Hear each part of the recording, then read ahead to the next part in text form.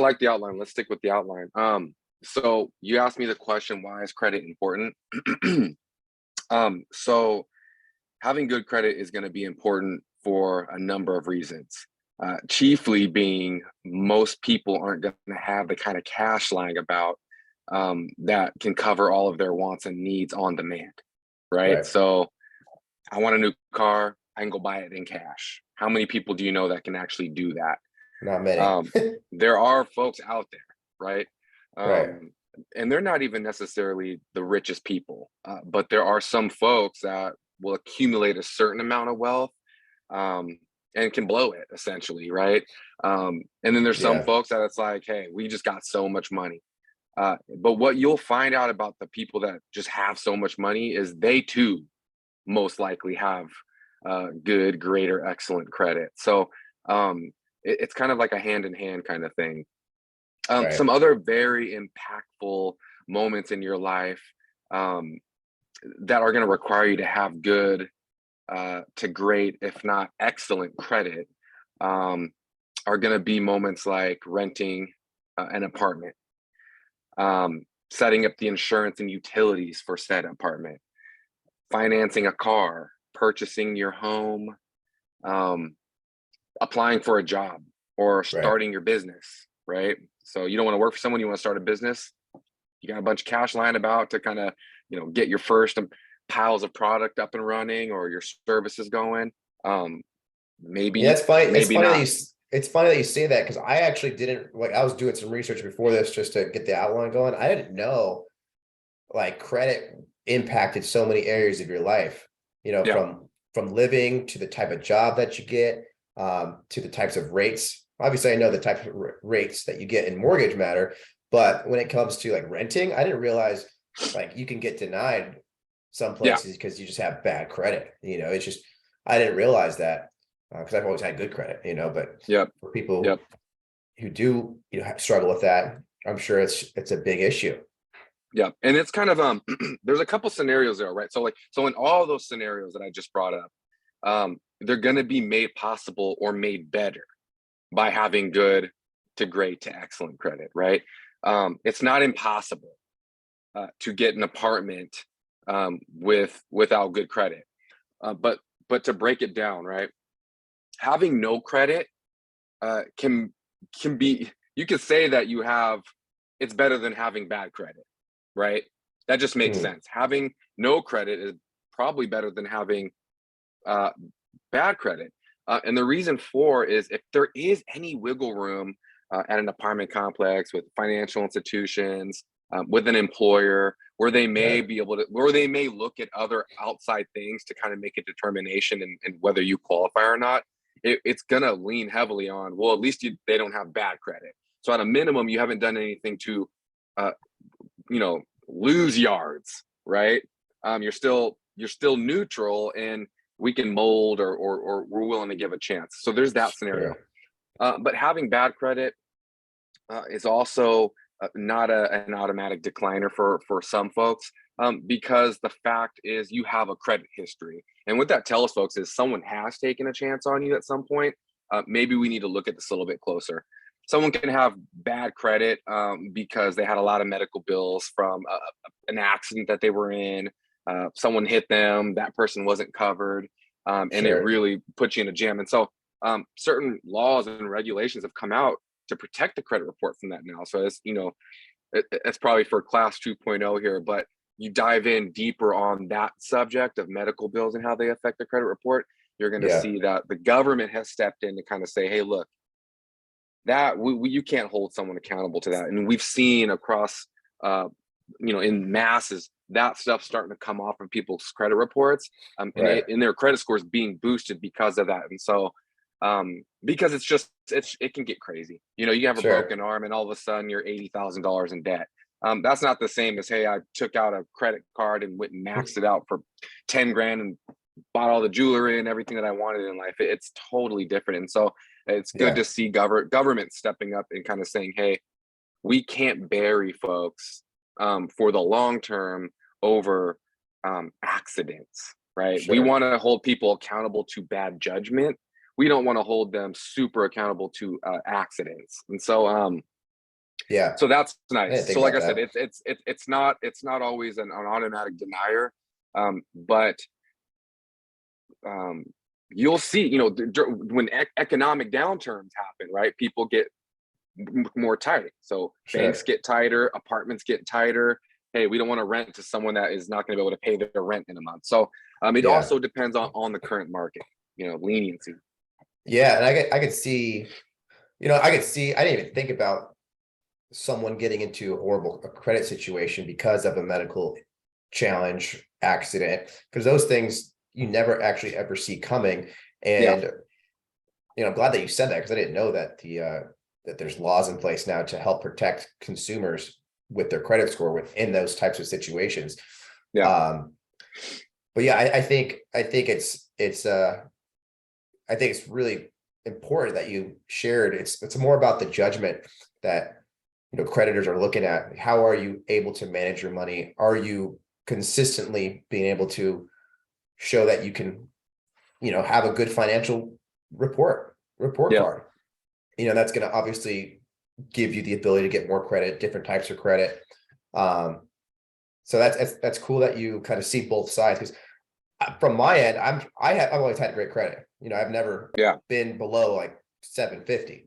So to hear that side of things, as I'm sure you probably get a lot of it in the banking world, yeah, when people are applying for HELOCs or new checking accounts, credit cards, whatever. I'm sure you hear all different types of stories, which is probably what led you to be able to give people good advice on how to get to a point where they can be sustainable in building credit, yeah, not just getting a good credit score and then dropping it back down because of bad habits. right. So I'm curious to know a little bit more about where those habits come from, and how you educate people on those habits to start to build those credit Yeah. scores up. You know, the key word here is going to be behavioral, right? Behaviors. And Yeah. unfortunately, our education system hasn't caught up with the importance of having good credit, right? Do you remember when you were in high Mm. school taking credit 101 class? No. No, no. The closest thing that I think we had to, you know, real world like classes was like your home economics class, right? But you were learning how to cook. So Oh yeah. you did a woodworking class where you learned to work with your hands. And then you turn 18 or 19, and depending on your family dynamic, you were either out on your own or you were at a minimum asked to do more in life, right? And it almost Yeah. hits you pretty quickly. And so, and you ask yourself, why was I taking ceramics? Why did I Mm. take, 2 periods of physical education when I'm not going to become an athlete? Um, and I love PE. I True. love physical education. You know me, but there were so many courses that you take as a young adult, kid to young adult, where But you not ask yourself applicable. why, Yeah. why, did I not take, you know, buying your first car course, or working up to home purchasing class, right? The things that Right. kind of matter all of a sudden overnight, and so. That's that question, it can be very difficult to answer, and for a lot of people it's about your inner circle. you know Mm. you get in with a circle of motivated, like-minded individuals that share your common goals and interests, and you start to kind of lean on one another. That's where I found that most folks get the head start in life in terms of credit. Yeah. And then you have a group of folks that they're fed up with what they've dealt with in life, right? Like I said, if I've shared my story with you, we didn't grow up the richest family at all. Mm. I think I'm probably the first in my family to have purchased a home, to have gotten a college degree. And that's not because it wasn't an important value in our family. It's just we had other priorities, um, Yeah. and in life circumstances. And so a lot of people are in that boat. And it's going to take that little extra something that says, hey, I need to hit the pause button real quick and realign my priorities so that I'm working smarter and not harder all the time. And you're going to find a point in your life where you're going to have to work smarter and harder at the same time. Mm. And you're going to have a lot of patience and a lot of self control, while all the people around you who maybe had a more fortunate experience than you did growing up, and they turn 18 and 19, and mom and dad have the ability to kind of buy them their first car or give them the deposit for their first home, get them into the company business, or help bring them into the family career Yeah. path, and you don't have that, it could be very disheartening to realize like just how much harder you have to work. Uh, for the folks that turn that into fuel and can be motivated by something like that, and not feel, you know, not feeling like you have to keep up with the Joneses, but feel like, hey, I want to be in a position where I'm not as concerned with emergencies hitting me and rocking my life and world. And I want to be able to set my family up for success, kind of similar to my friends and family, and just focus and do you. That's where you're Right. going to have the most success, right? Not trying to keep up with someone else, but knowing your situation and setting your own expectations and your priorities to what's going to, make you happy in life, and give you the best opportunity to support yourself and your family. That's kind of Yeah. what it's going to be all about, right? Because then you can set the standard for yourself and not someone live by someone else's standard. Right. Well, I think also what you're saying but not saying is there's a required awareness that you have to have going into these life decisions and behavioral decisions that we all are going to be making. Right. And I think, just talking about high school and home economics and, all these classes that we took, even into college, you take these prerequisites that really don't apply to certain things that are real in our, life. After 18, after we graduate from college, we just don't have that awareness in most cases when it comes to Yeah. finances. And this is a reason why, I mean, like, I find so much value in being able to package what we're talking about and just recollect what we've gone through in our life and share it with people who are just starting out, because I think a Yeah. lot of people who are going to be watching this are going to be those younger generation, Gen Z, maybe even some millennials, but they're going to start asking themselves, what are the types of decisions that I need to start thinking about to better my financial future, better my family's future? And I think you're absolutely right with the way that our world works today and everything, how it's so fast. It's a microwave, push the button, you get what you want. That is not a sustainable lifestyle, in my opinion, Right. to grow your finances and grow your credit to a point where you can have those options, to where you can, buy a car for your kid, where you can, have that deposit for your daughter when they first turn 16, whatever it is, to buy their first car. Those, I think what you're talking about is so fundamentally important, to just give people the awareness, just help Yeah. them understand the bigger picture. Right. Um, and, I think maybe we can start to get into a little bit more actionable things in terms of what you can start to do, or what you can start to be looking at if you are just starting out. Maybe you don't have a checking account. Maybe you have, a credit card. What are some of the steps, though, that anybody that's brand new could start to build credit? I think let's start there. But then also, if maybe you got yourself into a pickle, maybe you just got your first credit card, maxed it out, and you decided not to pay it. Like, what are the things that someone could do to kind of claw their way out of the hole that they built for themselves Right. once they're in that situation? So, yeah, I mean, what are some of those actionable things that maybe you've done? Because I know what I've done when I was growing up. I had a checking account, opened up a credit card, and built credit that way. But maybe Yeah. share a little bit about what you're teaching people to do if they're just starting out. Yeah. So I think the number one thing to kind of put at the forefront of this is knowing your resources. Um, and I say that not looking out in the camera space and saying, hey, nobody out there knows their resources on purpose. What I am saying, though, is your resources have changed for the better. When I started building credit in like 2003 or 4, I mean, resources were completely different. The way Yeah. that we used YouTube back then was completely different. YouTube was like a way to watch music videos and funny clips and funny videos. YouTube today is a university of information. Um, Yeah. Google is a university of information. And so I think the number one thing to do is to sit down and just start typing, start asking questions, and to start asking the internet some questions. Mm. How do you build credit? If you Googled how do you build credit, not only would you find the answer, you would find that answer from so many different perspectives that you would start to realize that hey, it's slightly off depending on what link I click here, but there's a common theme here. And you can start to get that self-awareness going, that you can start to find that North Star within you that says, hey, look, these 5 things have got to work. Everybody's saying it is, and it makes sense at my core here.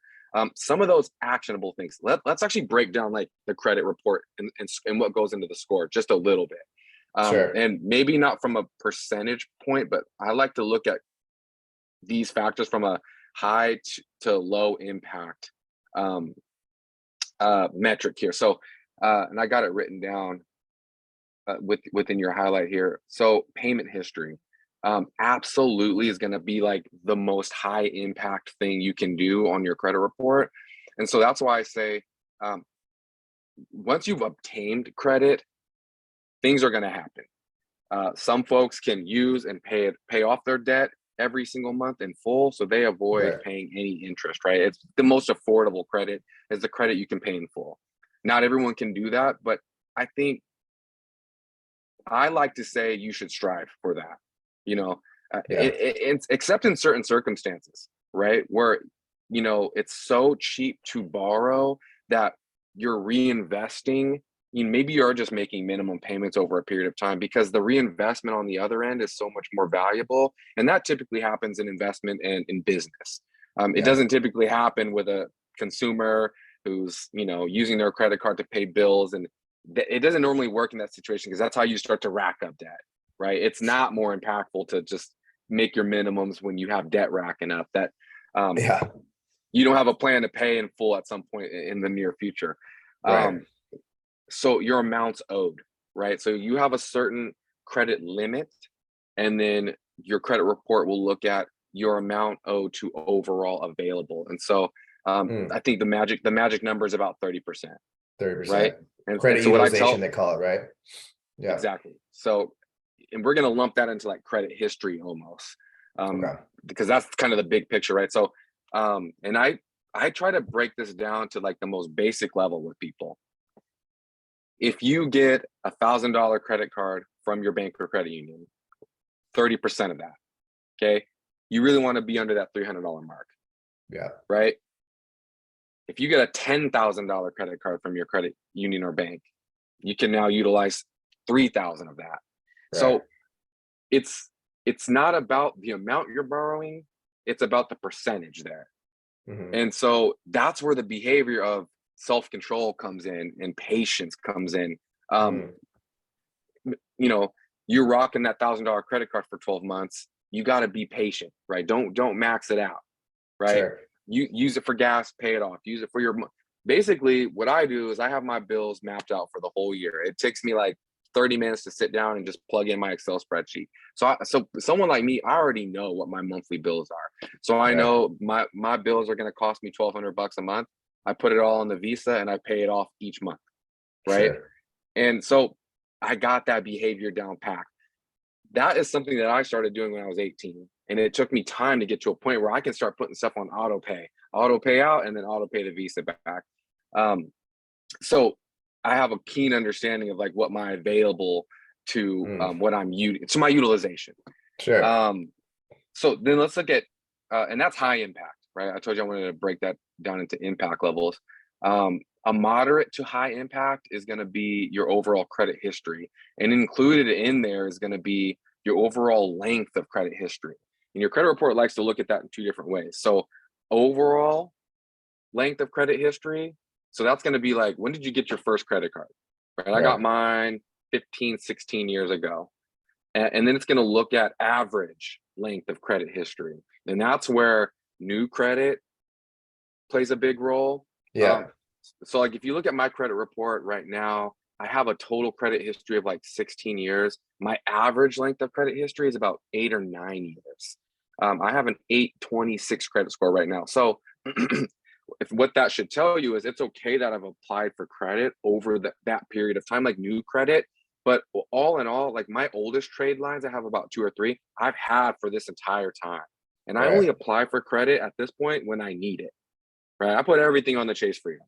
Right. I don't need it. If a new awesome credit card comes out, it has a nice titanium look to it. I'm not getting a new credit card simply because it looks cool. No Right. matter how much they're trying to market that to me, I'm only applying for credit right now as needed. And what that Right. looks like is auto loans, a mortgage purchase or refinance. I'm Hmm. really probably done with my credit cards at this point in time, Yeah. right? I got a credit card. It's got a good rate. It has great rewards, and I can Sure. use it everywhere Visa's accepted. Okay, parking lot that's very important. We'll talk about that here a little bit more in a minute, and where people get themselves in trouble. So new credit, medium impact, whereas it plays a role in credit history, which is high impact. Your So credit mix. Yeah, go ahead. real quick, when you're talking about overall length, so you're saying your average is impacted when you open up a new card, right? Because Right. you've had a 16-year history, but if you open up a new card tomorrow, that's going to impact your Yeah. Yeah. So average because yeah. So there are okay, two, like depending on the credit monitoring that you're looking at, but the major brands. So if you're going right to Equifax, right to Experian, or right to TransUnion, they will definitely have your total length and then an average line for you to kind of look at. The gotcha. services that I like to use, I use Credit Karma. Credit Karma gives you your Equifax and TransUnion credit reports and scores for free, monitoring. Okay. And then Experian also gives you their score report for free. So Okay. by using both of those services, you can monitor all three of the major credit bureaus for free at this point. And Gotcha. so they will all show you that line item of total to average. So you would Um, recommend in that case not to close your credit cards if you establish credit, it's paid off. Sounds like keeping that open would be beneficial because that would just add to your average. yeah. So great question, and it depends. So it depends on what you did in the beginning, right? It Mm, really, and this is why the answer is going to be different depending on the person that's hearing. So if you did it the right way from the beginning, and your first one or two credit cards were from a reputable bank or credit union, your rate is good. There's no annual fees unless the annual fee is worth it. My Chase Sapphire has an annual fee, but I get access to lounges all over the country at many airports. I get mm, like 3% on travel. Like the rewards, if your rewards will pay for the annual fee each year, might it as well do it. good on you. But if your first credit card was let's see, the Buckle credit card from the Aldwin Mall, right? That you went in there, you want a nice pair of Lucky jeans, and they're Right. like, "Hey, get our Buckle branded credit card that you can only use at Buckle." Okay, I don't know about you, but as soon as I hit 40, I'm not shopping at the Buckle anymore, right? I gotta go. Maybe I'll go hit up Eddie Bauer or something a little bit more age appropriate. But the point is, you can only use the Buckle card at Buckle, and it comes with a 28% interest rate. Right. I don't know. Might Do you might want not need to keep that. right? And if you don't use it after a certain period of time, they might close it when you least expect it. So you Right. might be applying for a mortgage, and all of a sudden, your credit goes down 30 points. You're like, what happens? Like, it looks like your oldest credit card fell off your credit file and rocked you a bit. So um, Okay. two answers there, right? Depending on what you did. And Right. then let's say that your first two credit cards were Chase and then your BECU low interest card. You've had them for 15 years and they've been excellent cards. You're going to keep them forever. But 10 years after you opened your first credit card, you got that Buckle credit card. And Hmm. now you don't want to pay the annual fee anymore. Close it, right? And it depends on the rest of your credit file as well. If you have a Sure. mortgage on your credit file, you got an auto loan going. If you have other items that are reinforcing the credit report, and it's not your oldest credit line, you can possibly start to close those middle ground accounts, and it's going to affect the average, or it's going to affect the average, but your total length should be reinforced because you're not closing your oldest credit lines. Mm, Your credit score should be fine because you have your mortgage, you have your auto loans, you have your oldest trade lines, and that's a gotcha. good segue. That's a good segue into what's the next line, which is credit mix, Right. right? So your credit report likes to see a mix of credit. It likes to see your revolving lines, which are your credit cards, your open lines of credits, and it likes to see your installment loans, which can be broken down two ways. So your auto loan, right, is Hmm. an installment loan. You get it, you pay it off, it closes, fixed payment, fixed rate, it closes. Right. The revolving, you got your variable line, your variable rates. And then it likes, which another, depending on what it is, another installment loan, which is your mortgage, right? Right. Some credit reports look at home equity lines of credit as mortgage loans, even though that can be variable and it is a line of credit revolving and it ends. There's an end date for that as Right. well, before you have to refinance again. But it is a line of credit while it's open, right? So that right there, for folks that are like motivated to get to 800 and above, you got two credit cards that you've had for many years. You have an auto loan that you're paying on time. It's a good product for you. You got your mortgage. 5 to 10 years down the road, you're going to be above 800 easily. Okay. So and then as your your history builds, you can manipulate, you can play around with that a bit and see how it affects. When I just moved my mortgage from Chase over to BECU, I paid Right. it off with a home equity line of credit. So I moved it out of the mortgage bracket, and now it's in a home equity line of credit. And my credit score went from like 835, almost 840, down to like 820. So it Okay. was, Because you got it rid was of that mortgage. Yep. right. So it was a significant decrease, but I didn't move out of the excellent rating because my credit history is good. I Hmm. have credit lines that have been open for 15 years. It's still a home equity line. Right. Um, no derogatory. Okay, so in derogatory, I want to touch on that. High impact, no derogatory marks. I've never missed a Mhm. payment. Man, I owed $20,000 at one point on a credit card. So I've had debt. I've never missed a payment. I've never been late. I've never gone over on my limits. So no, Right. nothing derogatory, no collections, not even in the medical world. So no derogatory. So the behaviors were in place. Life came at me fast. I had some credit card debt. Over a Sure. 2-year period, I was able to pay it down. So I have seen my credit go on a roller coaster. And now for the last 10 years, it's just been good. It's been high because those behaviors have been down pretty packed. So um, That's total awesome. accounts, low Yeah. impact, and hard inquiries, low impact, Okay. depending on where your credit score is, right? Right. Where I'm at right now, I can apply for credit and it's going to knock my credit score down 3 to 5 points. And then it's going to rebound a month later. Sure. Well, also for those who are watching, in the mortgage world, because I'm a mortgage loan officer, credit is extremely important when it comes to purchasing a home because the type of interest rate that you get is heavily dependent on your credit score. And if you have a great credit score, excellent credit score, the amount of money that you're going to be saving over the term of the loan is significant. I mean, from a 6% to a 5.5% interest rate, you could be saving 60 to $70,000 depending on the loan amount. I mean, Right. it's significant. So you don't at least depending on the goals that you're shooting for in your life, like Darnell said, be very resourceful. Type in Google what you're looking for, because in the mortgage industry you don't need an 850, you don't need a perfect credit score.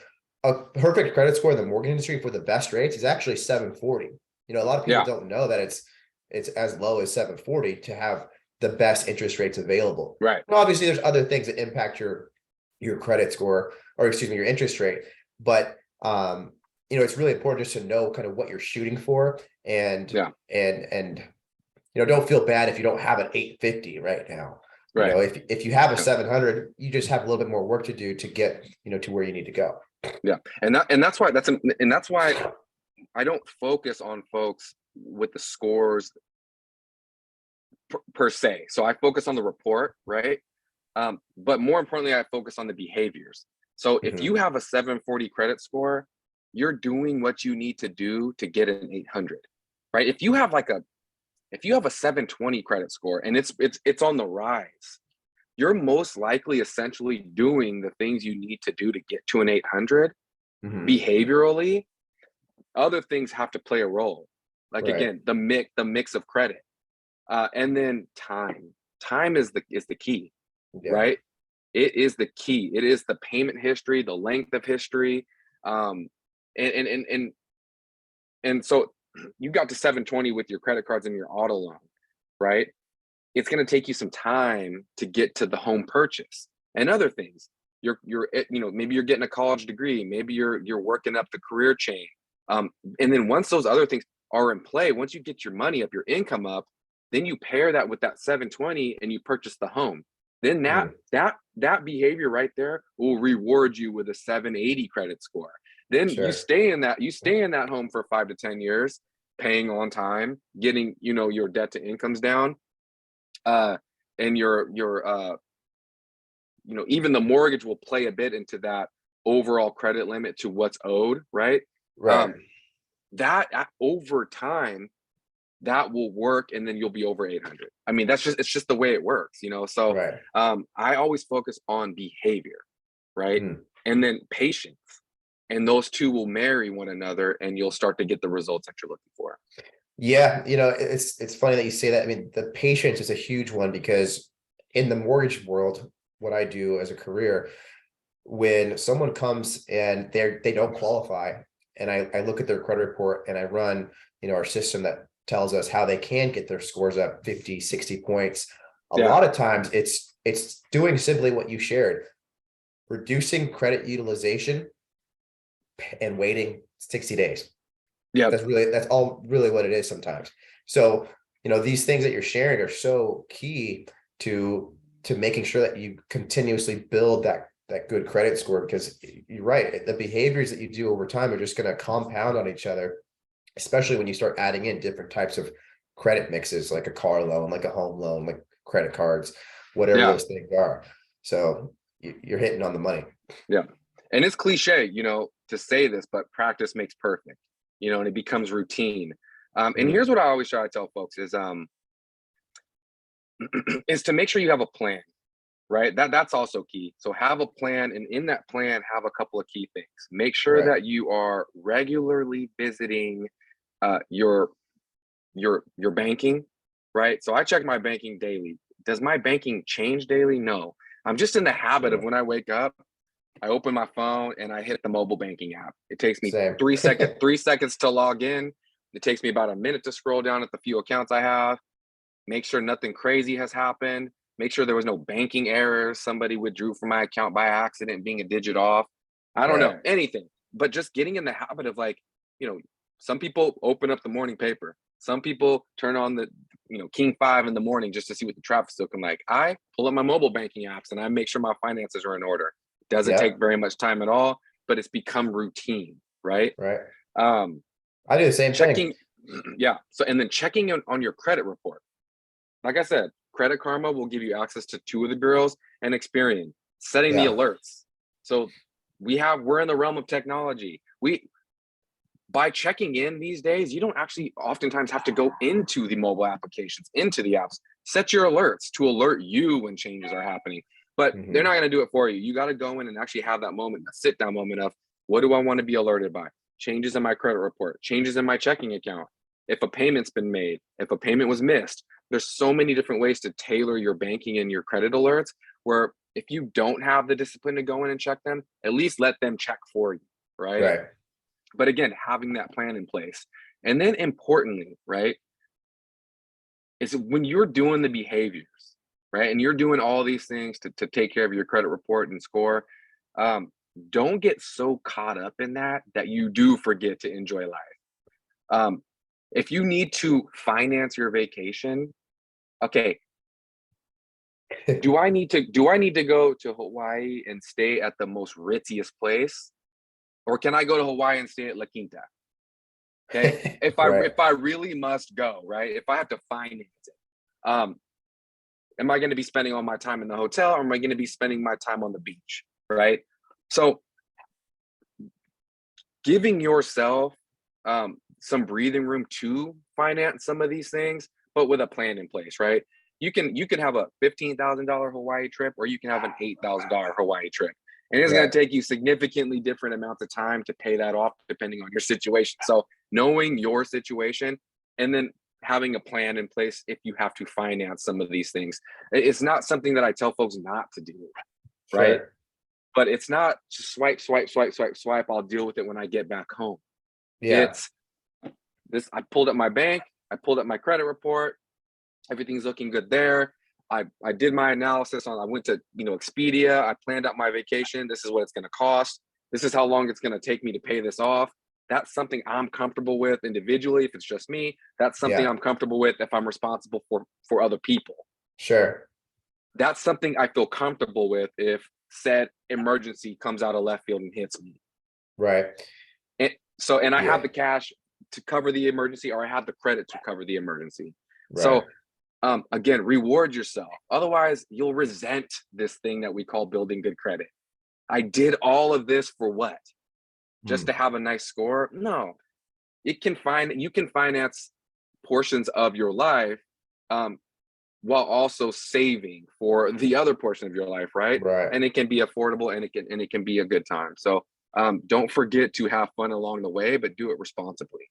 I love that. I mean, I think also what you're saying too, which probably could be a whole recording in itself, is Exactly. making sure that you have that plan for the goals that you set for yourself. And Right. I think first and foremost is setting a goal. If it's the goal to get 800 plus, then you need to figure out what are the steps that you need to take. What are the decisions that are going to help you get there, get you closer to that 800 as opposed to further away. And that does require a lot of reflection and asking yourself some hard questions like, do I really need what I want right now? Do I really think it's going to actually affect my life in the ways that I hope it is? I mean, because if you have a goal of, having an 800 credit score, having a 6-month emergency fund, and you want to, be able to finance a vacation and, be able to help your parents out or help your sister out, whatever it is, but you don't have any plan of attack, you don't have Yeah. any steps every single day that you're kind of putting yourself through a filter. Everything that you go through is put through that filter of like, is this going to get me closer or further away? If you don't Yeah. have that basic filter initially starting out, it's going to be really hard to do any of this. So I think you hit the nail on the head again. It's just, being very self-aware of what it is that you actually want. Maybe you don't want an 800 score, maybe you just want a 700, but also maybe you want to have those abilities to finance certain things in your life. It's still a goal.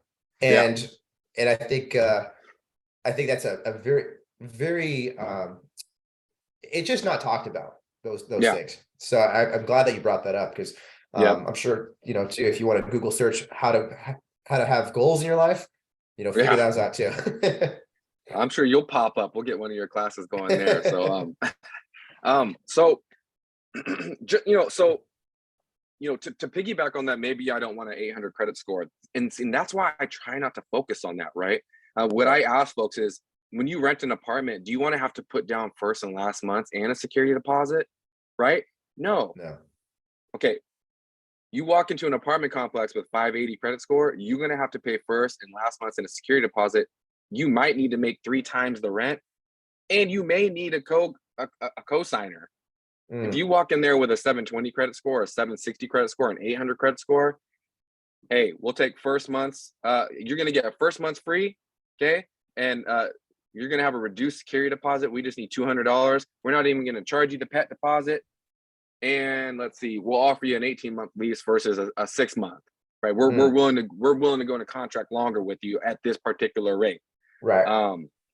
Hey, you got an 800 credit score versus a 580. You want to go buy a car? Hey, we'll give you a 6% rate. Well, let's use today's rates. We'll give you a 6% rate instead of a 9% rate, right? And I want to touch on that for just a moment, because yes, the banks charge a lot of fees. The rates can be high, but I need folks to understand that it doesn't help to blame the banks and credit unions for rates, right? Because it is what it is. But I think it helps to understand what their methodology is behind that. Why? Because I'm struggling, do I get charged a higher rate, right? And I always say, pretend you're the business and pretend your business is loaning out money, right? You loan someone 30 grand and they start making monthly payments to you. Right. If this person has shown that they are, financially dependable, reliable, they're going to pay you back your money over said period of time that you guys agreed upon, why would you're not going to like charge them more. You're going to say, hey, great, I want to keep you as a happy client. I want you to come back to me the next time you have another financing need. And you've done what you need to do to kind of earn this, right? Right. On the flip side of that, you're 18, you got your first credit card, you went on a shopping spree, you destroyed your credit, you didn't pay your bank back, you went to collections, you filed bankruptcy to clear it out, all that. You hit the reset button on that. Okay. Yeah. Now you're building credit again, and your credit score is 580, and you're trying to get another credit card again. The bank said, yes, we'll give you one. Well, it's going to be 18%. And you were like, pissed to high hell about that. Okay. Why are they charging you that 18%? Okay, let's say they give you an auto loan, with $10,000 used car loan, they're charging you 9%. So I know my mom got a 5%. Why are you charging me more? Right. Okay, that bank's gonna give you 10 grand, but they want that 10 grand back quicker. They want that 10 grand back before you decide, hey, Because you're a liability. It's not my money. I'll give the car back, and I won't pay the bank back. And now the Right. bank has to auction your car off and probably get a fraction of the price back on their investment. Yeah, Okay? you're no longer an asset to them. You're a Right. liability. Right. So are the banks hurting? No. But part of being in that mindset of good credit and being financially sound and stable is not looking at it from the perspective of they can afford it, I'm just going to screw them over. It's about, if I was the business owner, how would I run my business? And your business right now is building credit. Okay. If that's your business, you got to do it the right way. And you have to understand why institutions do what they do.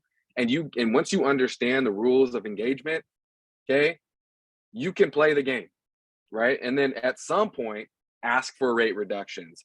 Or this is another example of where you might have to go, look, I'm going to have to cut ties with this particular line because now I can go get a better deal.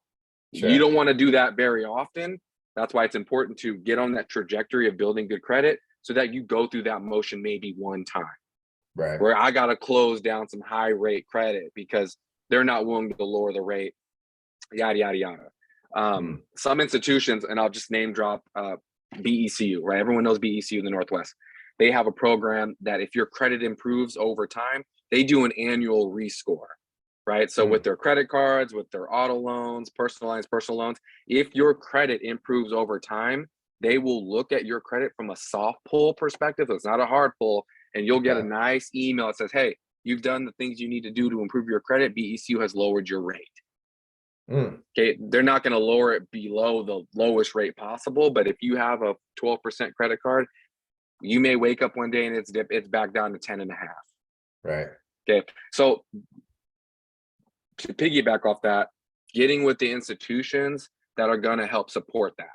Yeah. Right. So that's where knowing your resources and doing your research kind of plays a huge role. Don't go get your Buckle credit cards. I'm sorry, Buckle, if you're listening, but your Old Navy cards, your Buckle cards, even your jewelry cards, right? It's like I like to call those the one trick pony cards, the one trick institutions. Okay. Can only use them there, high interest. You end up closing them, or they end up closing on you. Yeah. So knowing your resources, getting your credit locked in also includes getting with the right institutions that are going to support your credit growth. So, and understanding how they work, right? And what's important to them. And if that aligns with your goals, and it does, okay? They want you to pay them back. You want to have good credit. A marriage of those two things will see both parties be very excited about working with one another.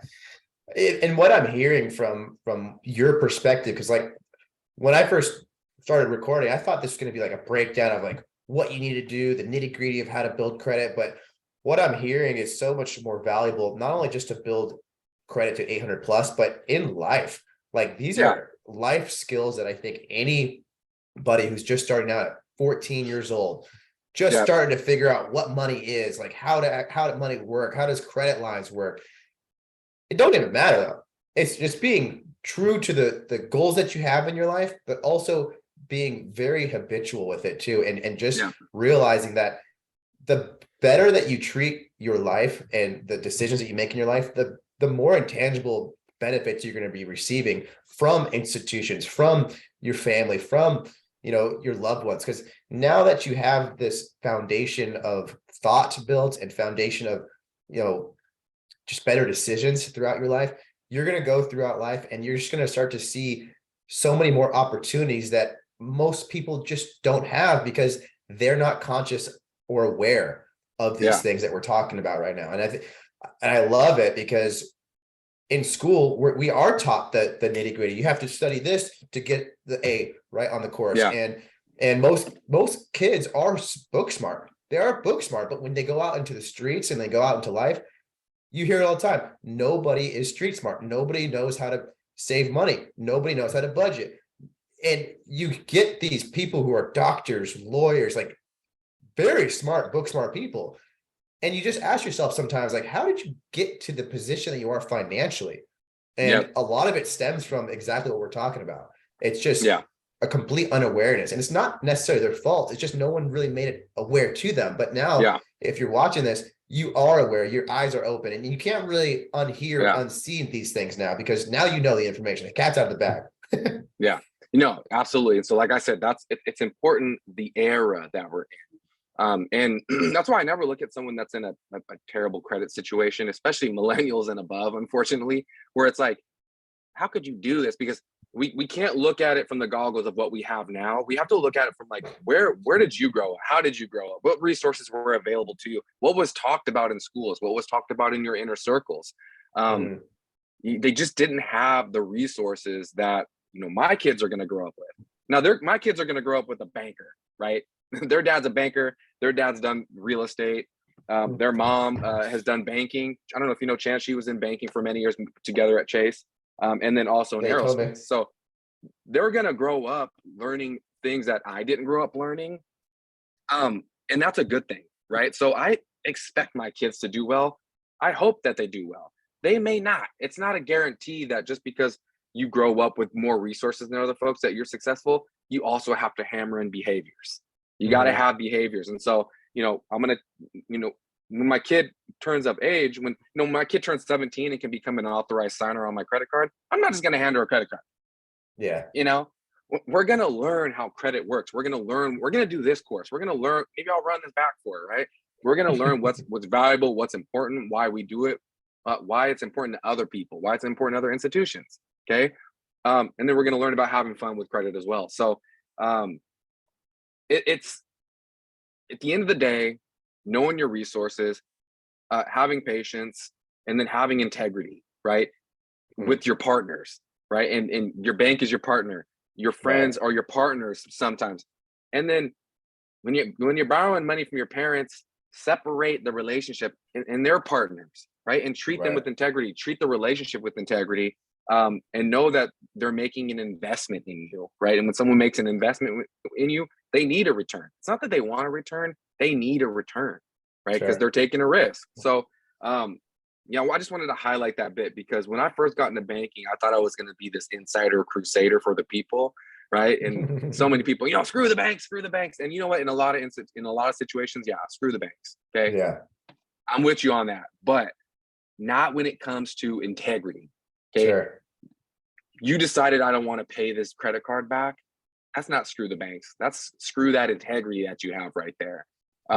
Even that's why I say, even if it's about making minimum payments, okay, you can't sabotage your future, because we talked about all the various ways that credit will impact you, not just like getting a credit card and buying something. Okay, don't sabotage your future because you think the banks can afford it, right? You're right, they can. They're not going to be hurting. We're going to be hurting. That's a huge one. Keeping your integrity intact while you're building credit, having that mindset. I think it also plays into your character too, as a person. Like, who are you? Who are you? And are you willing to sacrifice certain things in your life to keep and hold that integrity, especially with a partner like a bank? Because you are entering in a partnership when you go and get a $5,000 credit line, $1,000 credit line, and you're saying, hey, I'm being responsible with my decisions. And I think not only does it affect your credit score, it spills into other things in your life. And you go, you know what? I said I was going to do something. I use that credit card. I'm subconsciously saying I'm going to pay it back if I go into this partnership. I mean, you're contractually saying. you know, Or so contractually, yeah. yeah, Yeah. And I think, well, I guess it's a subconscious thing too when you're going into other partnerships with people in your life, yeah, when it's a fiance, when it's a girlfriend, or when it's, going to work and you're saying, hey, Mr. Boss, I'm going to come here on time because that's what I said I'm going to do. yeah, So I guess what I'm trying to say is how you do one thing is how you do everything, sure. right? Yeah. And building credit's no different. Yeah, So, and I think it's important. I think it's important to have like a ginormous asterisk over this particular bit here, which is um not every person that ends up not being able to pay back their creditor um is lacking in integrity. Okay. sure. We just, we talked about earlier emergencies happening. Mhm. Things do happen. Okay. Where integrity can still play a role here is you're still my partner. Okay. An Mhm. emergency happened to me. You're still my partner. I need to be able to lean on my partners and you need to be able to lean on me. I need to lean on you now. I'm going to pick up the phone, call my bank. Hey, I'm going through hard times. I'm calling you before it gets bad. Okay. I foresee I will not be able to make my auto loan payment for the next 3 months. Right. We've been working together beautifully for the last 3 years. I can make my payments. I lost my job. Twitter just laid me off, okay, out of nowhere. And and I need some Yeah. help. What are my options? Okay. That's where knowing your resources and maintaining that integrity in this relationship is, and having accountability and owning, Right. owning that bit. Know that the bank, the credit union, the relative, the partner took and it made an investment in you, knowing you might have an emergency, and they made an Right. investment in on your integrity, on your character, and they used the credit report to kind of assess that.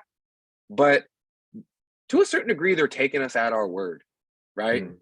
Even a person with excellent credit can go, "Hey, look, I have like $200,000 in available credit. I'm gonna go max that out in some other country, okay, and just say I'm never coming back to the states." Right. You know what I mean? Sure. Like that could happen. Like it's so crazy. I'm wondering, like, how often does that scenario happen, where someone just says, "You know what? I'm blowing this popsicle stand. I'm moving out the country. I have so much extended credit that I can literally max this out and live like a somewhat of a king in some other country on it, and screw the banks." Sure. Um, Sure. I I think that what that speaks to is that most people have high integrity. Okay, and that Right. that, that doesn't happen as much as like that. I fancy it might, but um, it's like, pick up the phone, know your resources, have accountability. You don't have to own an emergency as something you did to yourself, but it has happened, right? Right. You got to pick up the phone. You got to get on the chat. You got to reach out and extend, hey, I need some help right now, and until I get back on my feet, then we can get Yeah. back to business as usual. Now, what typically happens is folks are embarrassed and their pride has been hurt, and they choose that over the integrity of maintaining their relationship. And when they reach out to the financial institution, it's 9 months later, or it's when they've gotten their fourth notice of, hey, we're about to evict you from your property. Or, Mm. hey, your cousin's been calling you. Hey, your cousin Pookie's been like, yo, Saeed, where you been at? Okay, I loaned you $500 like 9 months ago. I thought, where's my crypto? Right. Yeah. And what's happened there? Okay, you can pay him back. Maybe you pay him back. Sure. Do you think he's going to loan you money again? Probably not. Why? You paid him back. No, because integrity has been shattered. Okay. And Right. now your friendship, your cousin report says, I might loan Saeed money, but when things get tough, Saeed's gonna choose himself over us.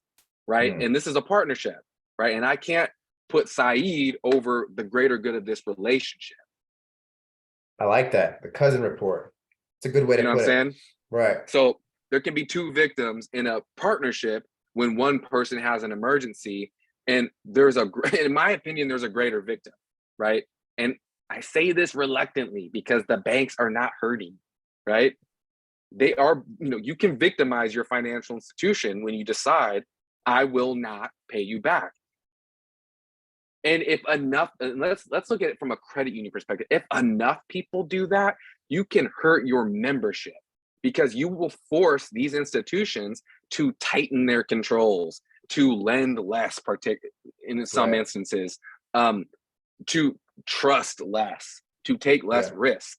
Okay. So who does that hurt? It hurts your neighbors. And I hate to get, that's very macro level, right? That's like really like, that's a Sure. whole nother course, but that's economics, Right. right? That's economics.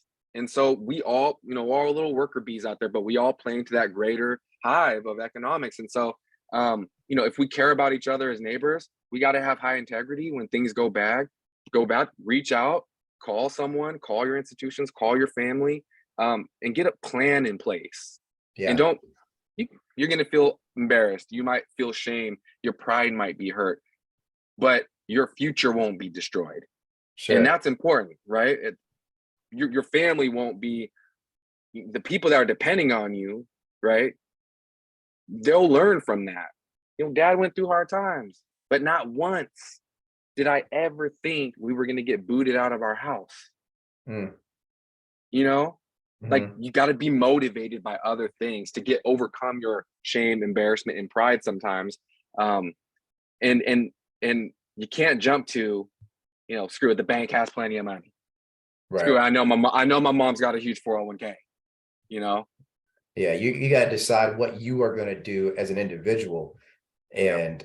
And really, like you said, are you choosing yourself, or are you choosing to be integral in Yep. those moments? And Yep. I'm hearing a lot of spillover into life. Yep. Building credit is so much bigger than just getting numbers on a screen up to 800 plus. It's what you're saying is it's life decisions, life planning, life goals that really add up over time to really make you an integrous person, to build Yeah. your character to a point where people can respect you, and simultaneously having institutions partner with you and saying, Yeah. hey, I'm gonna be your partner here because I Yep. see you as a person that we can trust. Yeah. But that goes so much further into the partners in life that decide to choose you as Right. a girlfriend, as a boyfriend, as a husband, as a wife, as a business partner, whatever it might be. Like, there's just so much similarities from building credit to building a great life. And I'm not saying making good decisions is going to have you have a great life. I'm just saying, in general, those things will Yeah. lead I to mean, I a mean, more prosperous life. the key word is partnership. Like, I'm gonna be honest with you. Excuse me. My wife would probably co-sign this statement. If I woke up one day and my wife came to me and said,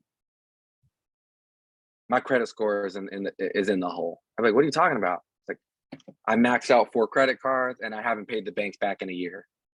Number one, I would be dumbfounded, right? I would be dumbfounded, but it would literally, there's not many things in life that would make me question, like, do I want to be with a person?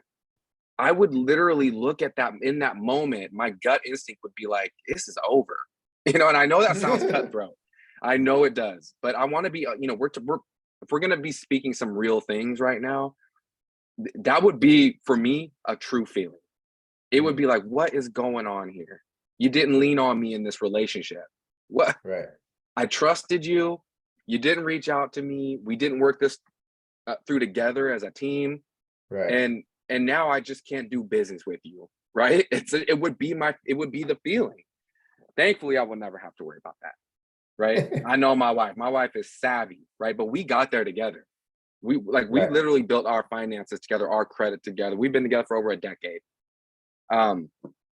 We've done that with her siblings, right? With her mom, with her dad, Right. with my like, we've built this family business from the ground up. And it's one of the things I'm most proud of in life is that my family can walk into an institution and be told yes, almost 100% of the time. Right. You know what I mean? And it's always been a dream of mine to not have the fear of denial from a financial standpoint. Right. Not every girl I liked in high school said yes, right? Sure. But And that's fine because I got my soulmate, but I need my banks to say yes. I need my credit unions to say yes. Yeah. I do. Because when I reach out to them, it's for a purpose. Right. It's not frugal anymore. I don't want some jet ski to ride on the lake. Doesn't mean I would never finance something like that one day, but when I'm reaching out to my institutions now, I have a plan. I got a dream, I got a goal, I got a purpose. And I want to know when I walk in there that they're going to say yes. Other things play a role: income, career, that job, that thing, yes. But from a credit perspective, you know me, I want to go purchase some more homes. That's a Right. goal. I don't want to be told no because I got my credit reports. If I get told no because the value of the home came back and it just didn't make sense, right? And Yeah. it wasn't a good deal. And, hey, no, we can't do this. Fine, but you're credit worthy, so go find the right deal. That I can live with. I can live with that. You know what I mean? But if it's like, hey, you got the money, it's a great deal, but you got a 580 credit score. No, Boom. that's just I can't fathom that ever happening to me again or anyone in my family for that matter. So Yeah. I'm motivated by that. I'm motivated by those moments where when people need to reach across the aisle to partner with institutions, that they get told yes, and that it's Sure. not just yes with stipulations, yes with a skyrocket, a rate that's on to the moon, but yes, and it's a great deal, and Mm. it's gonna benefit you, it's gonna benefit us, and this is just the start of a beautiful relationship type of thing. So a lot of us in the family are there, and that's Yeah. probably something that I'm most proud of, actually. So Yeah. Well, I could see why, you have that mutual respect for your soulmate, for your wife, because, you've made those decisions together to get to that financial standing that you're at, and you've been able to get so rock solid in those decisions together, and those belief systems together, those decisions that you built, and those habits yeah, to now it's spilling over to your family. And I'm sure your family is forever grateful, because yeah, now you can look back and go, hey, I figured out what I need to figure out, and now I have it figured out so well that I could just go give it away. Like, I'm honestly getting so much more information and value than I thought I would on this recording, just from hearing yeah, you talk about the behaviors that it's going to be taking for someone to get to this point where they can go into an institution and have great terms and great service. Like, it's such a breath of fresh air. Even I'm in the finance world, but you yeah, talking about it from a whole different lens that I wasn't really even thinking about before we even started this conversation. It's a breath of fresh air, because even today, at 34 years old, I still don't get this type of interaction with people who talk about it the way that you talk about it, because it's so yeah, fundamentally important. And and we're in the finance world, and we still yeah, don't get this. So yeah, man, I really do appreciate you kind of breaking it down and sharing your perspective, from just the years of experience that you've had helping not only yourself but your family. It's yeah, uber important, and I think it's going to help a lot of people who end up seeing this, because I want to post this on YouTube for free. I want to post this on Skillshare, just for people to get access to stuff that I think is going to be so beneficial to our future generation, because our future generation, unfortunately, are so conditioned to get things fast, and yeah, unfortunately, building credit doesn't come fast. Having a great life doesn't come fast. yeah, So hopefully we can, put this out there and get people to share and listen and get some value yeah. from it. Yeah, I think you wanted to talk a little bit about, if you have a little bit more time, about how you build credit from scratch. So I thought that was Oh yeah. a pretty important bit here. And so you know, there can be many classes that you put together to talk more intricately about this. So I wanted to kind of focus on my favorite way to do it. Okay. So after 2008, right? For those of us that know about the what do you want to call that one? The Great Recession, the Great I'd say that's the Great Destruction, Recession. the Great Recession. So you Armageddon. know, a lot of that was was brought on because of something called stated income, right? Mm. So if you had a high enough credit score, you could go into you go get a mortgage on stated income, and so that, and what would happen is, they would be overqualified for loans. They'd be buying more homes and more home than they could actually afford, Right. and it was a domino effect. It affected so many more things, and so just put that on the back burner. That happened, and it spurred a lot of government regulation change, right? So Right. the government stepped in and said, "Hey, we can't trust the banks to do the right thing, essentially, right? Yeah. They were looking after profits and not people." Um, and who I will exempt from this is probably most credit unions. Most credit unions are people over profit by DNA, by their definition of their DNA, and so they're always a little bit more conservative with their lending in general. So a lot of the credit unions didn't meet their death when that happened, whereas a lot of the banks did. So a lot of the banks found out, hey, we were overqualifying folks and overextending folks, and so it became harder for first timers to get credit. When I got my first credit card, I walked into the bank and said, "Hey, I want a credit card." They ran my credit, and I walked out with a $500 limit. It was just easy. It's probably what people just did.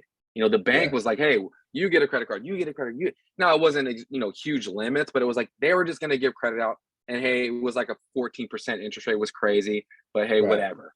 You know, we're raking in so much profit, that everyone can get a small time credit card.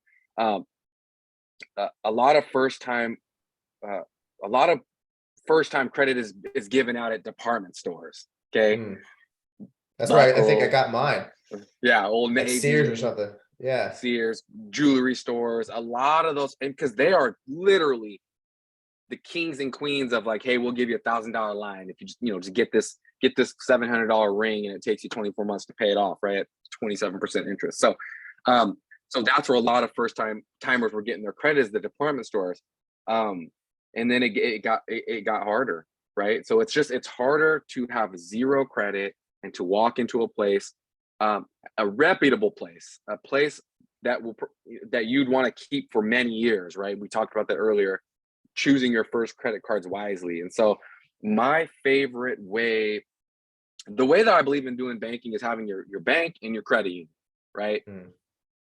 The banks and credit unions probably won't agree with that. They want you to do all their banking with them, right? I Right. believe in the 1-2 combo, the bank and the credit union. Um, I worked at Chase for many years, so that's that's my personal recommendation. I love their accounts, their online platform, just the whole gambit there. But Right. I don't do my lending there outside of my Chase free, my credit card. I've had my credit card there forever. Um, my lending I get done at BECU. That's my credit union, right? Mm. Um, but and what BECU will do that most banks will, what most credit unions will offer that most banks and a lot of banks did and don't now, or never did and never plan on, is offer the Mm. secured product, right? And Okay. so BECU will do, and I'm just going to use BECU as an example. This is my favorite way to do it for first timers. Go to your local credit union and say, "Hey, I have no credit." What they'll typically do is run your credit report. They do Mm. that because maybe mom and dad put you on their credit as an authorized signer a couple years ago. And some institutions will do that, BECU being one, and it will report to the credit bureau.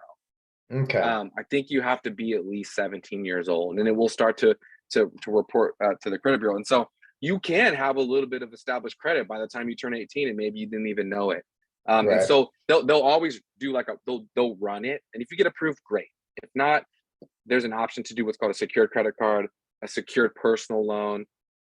And what you do there is, say you have your $500, your $1,000 cash that you've saved up from your, I don't know, McDonald's job or something. That was my first job. Shout out McDonald's. And you're taking that $1,000 and you go to BCU and say, "Hey, take my money, lock it up in an account that earns interest." Okay, so it pays me interest, and then transfer that into a line of credit for me. Mm. And then the credit card doesn't say secured on it. It looks like a normal credit card, and most importantly, is it will report to the bureaus as a normal as a credit card. So you'll start to build that credit history. And here's the important bit coming is that that card with good credit history, a little bit of time, a little bit of on-time payments, keeping your utilization low, as your credit score improves, you can then go to the credit union and say, hey, I'd like to convert this to a traditional card. Okay, so they'll run your credit, they'll look at it. If everything's good there, they'll convert it to a traditional credit card. The beauty there is that you maintain the single credit line, so it doesn't change. It's the original line of credit. Just the type of credit. It's the same credit card number. So you don't have to, it's not a new trade line, right? So it's not affecting you in that way. So it's not messing with your average length of credit history. Okay. It keeps on that total, right? And then there's the benefit. What's the benefit for me? What's the benefit for them? We talked a little bit about what's in it for us. Builds credit, and then later on down the road converts traditional. And when it converts traditional, whatever isn't outstanding on the card, whatever's not owed outstanding on the card, you get that cash back, right? If you owed zero, they just release the $1,000 back to you. Plus plus you've been earning interest on it. What's in it for the credit union is, it's really, I mean, you can go over in certain circumstances, but it's pretty hard to do that on a secure product. But what's in it for them is it's low risk. Okay. Right. If you borrow $700 on your secured credit card and decide, screw the credit union, I want to pay them back. Well, they just pay off the credit card with the cash that they have on hold, close out the line, and then release whatever remaining funds are back to you. So very, very low risk to them. Gotcha. And so it's all but guaranteed. You can still be denied in certain situations. Like if you have a bunch of collections on your credit file, they'll want you to do some things, like clean up some of that derogatory on your credit report before they extend you a line of credit. It doesn't make sense, they give you have these outstanding, and with the exception of medical, right? Right. With the exception of medical. So that's my favorite way to do it, right? And then win as soon as possible, okay? As soon as possible. So as soon as you turn 18, you want to go get your secure card and make that like a day one thing that you do. You have to have a job. You have to have a job, right? So you have to do a few other things, but that's like a day one thing. Start that credit history right away. And then, so that's from like an individual standpoint. What can we do as parents? Okay. LOM. Okay. That's an insider for length of membership. So that's something that credit unions, a lot of credit unions will do. I think some banks might, right? But a lot of credit unions will do length of membership when making a calculation. There are situations where if you've been a member with a credit union for 18 years and you have no credit, they may give you your first little itty bitty $300 credit card because you've been with the credit union for so long. Right. In what situation do you think that's possible? By the time little Mila and little Winter are 18 years old, they will have been members at BECU for 18 years. They will have their savings that we put away for them. So they'll have a decent chunk of money in there, and they will have been members of the credit union for 18 years. And you know who owns the credit union? They do. Right. Okay, they're members, member owned. And so that's a situation where where they can look at that. The banks are owned by stockholders. So they do risk assessment. They may not give someone with no credit a credit card, right? They may make you jump through hoops to do other things, but they may do an auto loan, maybe, because if you default, they have something to sell, but rare, very rare. So getting with your local credit union, one that you're like, hey, I'm gonna be with them for a long time, if not forever, and saying, hey, start them off early, get your kids' accounts open, get your secure products open, and make a commitment into that partnership. And that it'll be one of the most fruitful ones you have in your whole life. So, yeah, it's funny that you say that because my mom has had her relationship with her credit union from when she was in her 20s, and she still has it. And she's she's 65 now. Yeah. And actually, it's interesting that you say this because she gave me similar advice, like go to your local credit union and get your credit cards there, or get your loans there, because they're going to just take care of you a little bit better than a bank would. Yeah. So I mean, it's a nice partnership, and that's where I've worked on both sides of the floor. My Chase Freedom is my favorite card of all time. So it's like to each their own, right? But God, I think over the last like 6 years, I racked up like $5,000 in credit card payments. That's paying bills off, groceries, gas. Me and my wife share a card. So Right. when you have two people maxing out one of the best rewards cards on the market and paying it off in full each month, earning $5,000 over 6, 7 years and paying 0% interest, that's not something that my credit union Visa can do. So but you know, there's many benefits to the BECU, to the credit union Visa for many folks. So to each their own there, but it is where I would recommend folks go to start and build their credit. Absolutely. Okay. I think this was really helpful, man. I appreciate you. It's The my favorite information thing. I that's in that I noggin of love credit. yours. I love credit. It became a almost obsessive for me to do this credit thing. And it all came from, like I said, I racked up like 20 grand in debt when I was 18, 19. And that stemmed from having nothing, for so long, to getting out, getting my first apartment and feeling like, okay, I need the TV. Oh, I need the bed. I need the couch. Oh, and I need all my friends to enjoy this apartment with me. And so, thank God I worked at the bank growing up.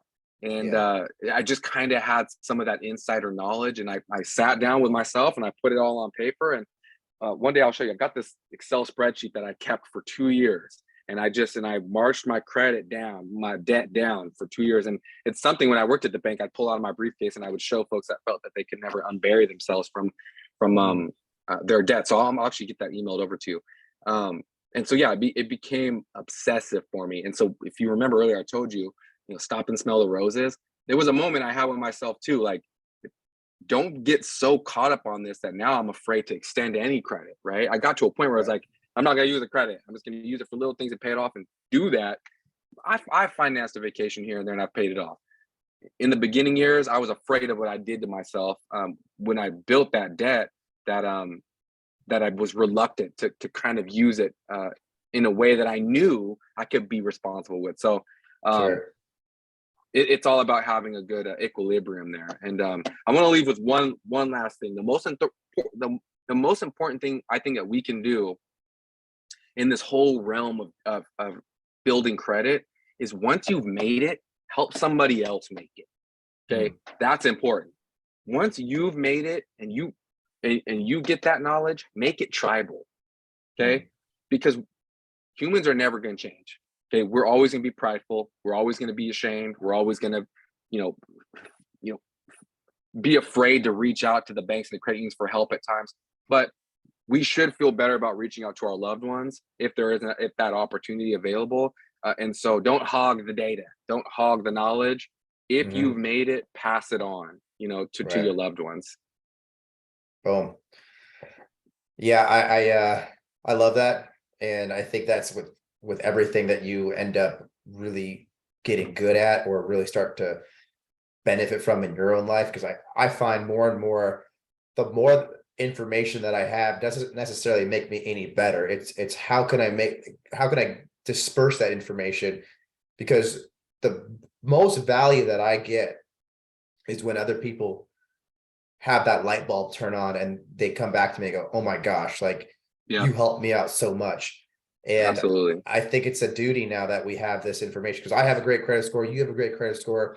And one of the reasons why I wanted to do this was because I know there is a lot of people out there who are searching for information of just mindset and just behavioral changes that they can make. And hopefully something like this would make them reconsider the decisions that they're making to better their life, to get to that point where they can go, hey, you know what, brother, sister, let me show you what I did, because you trust me. We're obviously family. I'm going to help you.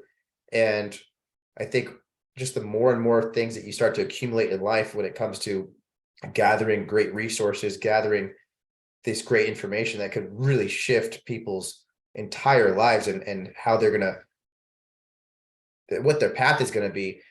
I think it's almost a responsibility at some point to just go, you know what, I have enough in this realm. I need to start sharing with other people and stop being so reluctant to give it away. Because we all have a certain we all have a certain thing that we can give away, and we just need to, that's what I believe. I believe we all came here for a certain reason, and it's our duty to understand why, and then go should give it away.